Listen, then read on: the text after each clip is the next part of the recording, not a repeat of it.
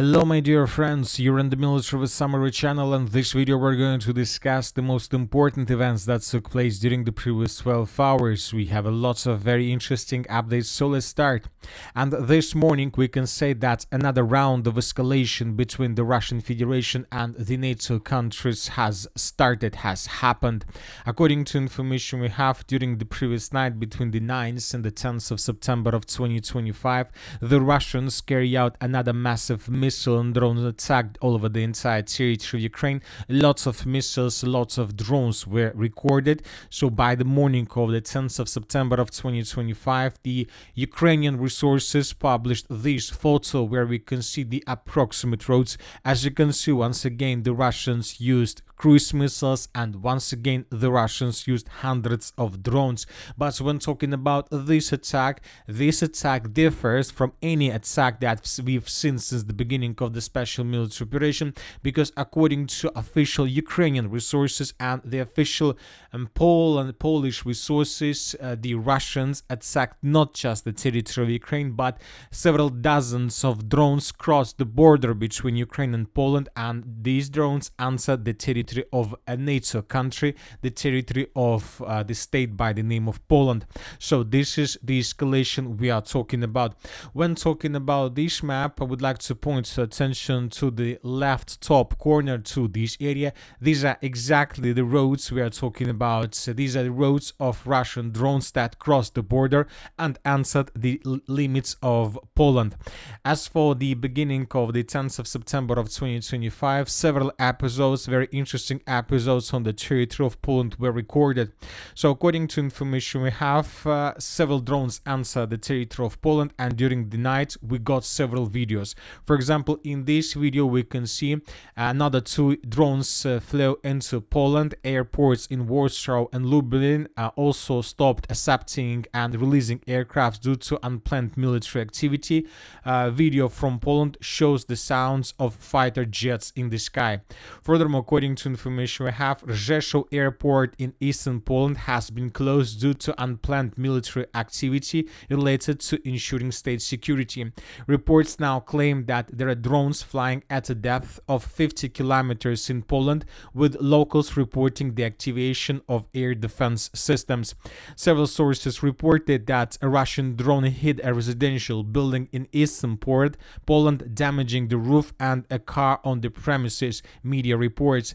Furthermore, we got report that more and more drones were entering the territory of Poland during the night, and the NATO countries were forced to raise its air force. A group of Russian drones flew into Poland from the Volyn region. 3 flew from the Volyn region to Poland, another north of Kovel flying to Poland. Poland raised their aircrafts into the sky near the border with Ukraine due to the drone threat. F-16s and F-35 fighters are in the sky, the media write. So later we got report that Polish air forces managed to bring down almost every single drone, probably every single drone, and by the morning of the 10th of September of 2025, the Polish authorities began making different statements. Dozens of drones flew into Poland. Troops on high alert Warsaw calls NATO Prime Minister and President prepare urgent meetings and briefings. Polish Prime Minister Donald Tusk confirmed that combat drones shot down by the army flew into the country. I received a report on downed drones that invaded our airspace and could pose a threat. The operation continues. Later, the Prime Minister of Poland, Donald Tusk, stated that those drones belonged to the Russian Federation. So this is something like a war, or what is this? Polish President Nawrocki commented on the violation of the air border by drones, but did not indicate whose they were. He promised to hold a briefing with the Prime Minister in the near future. Tusk will start an emergency meeting with ministers responsible for security at 9 a.m., the Prime Minister's office said. Tusk said he had informed the NATO Secretary General about the current situation and the measures we have taken against the objects that violated our airspace. According to the Polish General Staff, during Russian strikes on objects in Ukraine, Polish airspace was repeatedly violated by dozens of drones. So this is the situation. Furthermore, According to information we have, operational combat of the Polish armed forces, attention on the night September 10th, Russia will launch further massive strikes on targets in Ukraine. So this is another round of escalation. This is something new, and it's not just the special military operation just to Ukraine, it's something bigger. Furthermore, a few more things that I would like to point to attention. This week we are going to see another military exercises along the border between the Baltic states and Poland and the Republic of Belarus. The Russian Federation are going to introduce additional forces along the border with the forces of the Republic of Belarus. So this is something like another escalation. Furthermore, according to information we have, Poland have closed the border between Belarus and Poland. So this is also something interesting. And this happened before this, let's say, attack with drones of the territory of Poland. So this happened several days ago. So obviously something interesting. And of course, I would like to remind you that just yesterday we were talking about this map that was revealed by pro-Russian resources, and according to this map, the territory of Ukraine would be divided by the European countries, by Poland, by France, by United Kingdom, Romania, and they're going to take some parts and to be responsible for these parts. Maybe the things that we could see during the previous morning of the work of Polish air defense and Russian drones is a part of this huge puzzle. Military exercises of Zapad 2025 on the territory of Belarus, closed borders, drones attacks, the map with divided Ukraine. So it seems that we are entering completely different stage of the special military operation.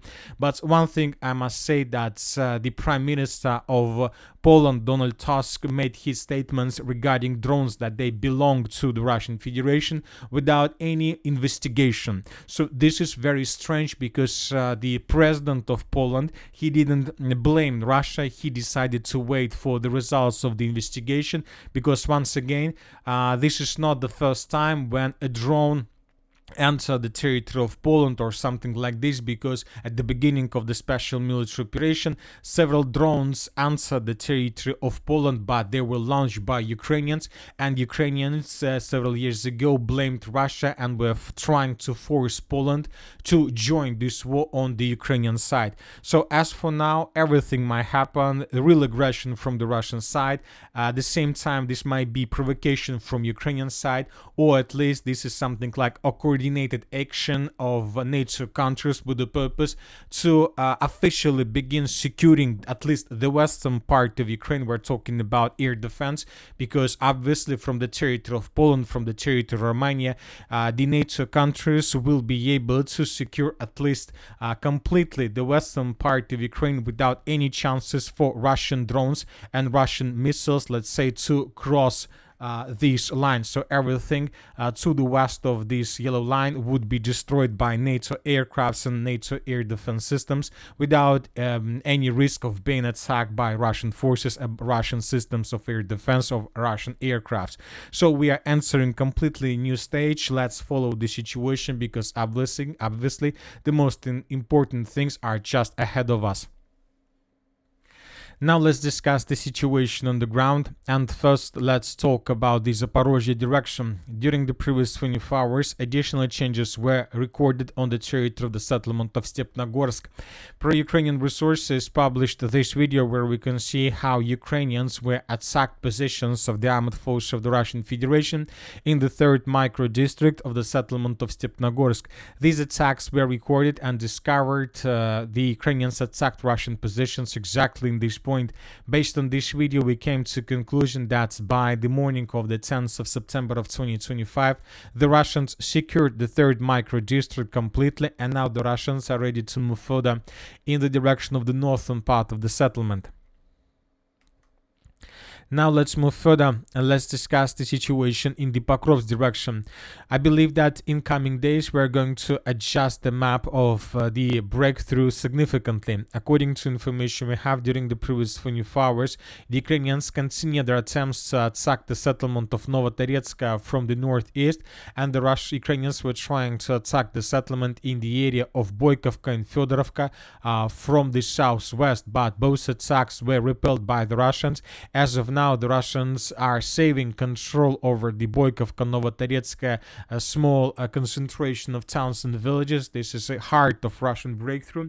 If Russians lose control of the settlement, they will be forced to fall back from the entire area of breakthrough.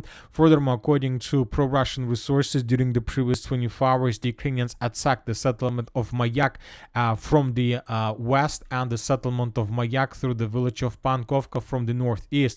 So it's like two roads of attacks with the purpose to cut several Russian units and to encircle them. The Russians are saying that by the morning of the 10th of September they managed to stabilize the situation, but the Russians don't know for sure whether they are able to hold the situation for a long period of time, or at the same or sooner or later at some point they would be forced to fall back from this direction.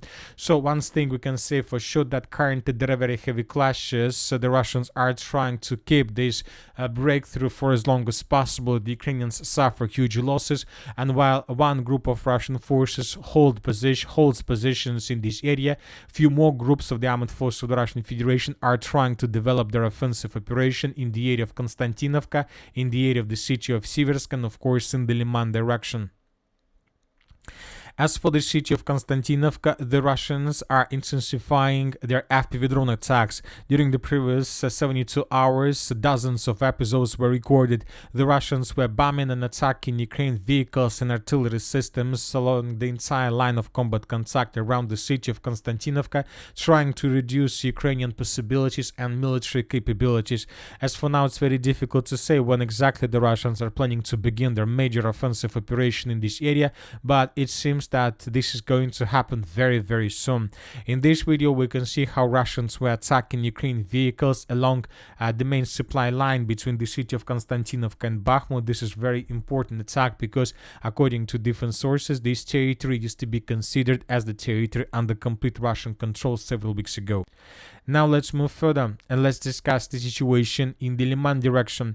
During the previous 12 hours, additional updates we got from the settlement of Zarichne. Pro-Russian resources published another batch of videos of how they were raising flags of the Russian Federation in different parts of the settlement. In this video, we can see how Russians raised the flag in the central part of the village. Here we can see a Russian soldier on the roof of this big building. Few seconds later, we got another episode how Russians raised the flag on the territory of church. Based on this video, we made adjustments in this part of the village. Furthermore, we got changes on the ground in the most northwestern part. Now we can see that the Russians are about to establish complete control over the settlement of Zarichne. Here we can see how exactly the Russians were moving from one day to another on the territory of Zarichne. It seems that in coming 24-48 hours, the Ukrainians would be forced to fall back from this territory completely. And that's it for the short video. Military Summary channel reminds we condemn any violence in the world. Thank you for watching. Subscribe to my channel, put your likes, join my Patreon, and have a good day. Bye bye.